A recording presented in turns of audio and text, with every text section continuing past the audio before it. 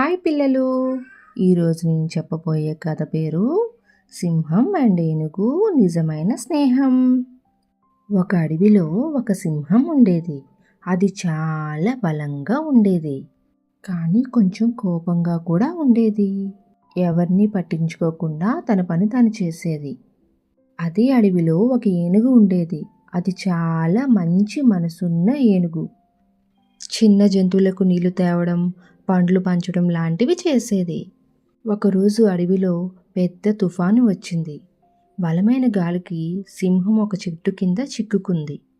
చెట్టు కొమ్మ సింహం కాలుపైన పడిపోయింది. సింహం కదలలేక అరిచింది.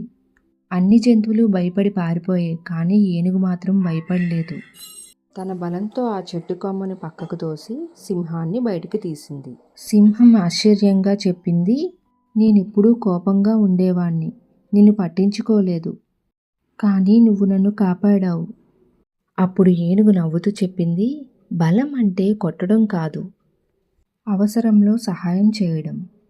ఆ రోజు నుండి సింహం కూడా మారిపోయింది. చిన్న జంతువులను రక్షించడం మొదలుపెట్టింది. అన్నీ కలిసి హ్యాపీగా జీవించాయి.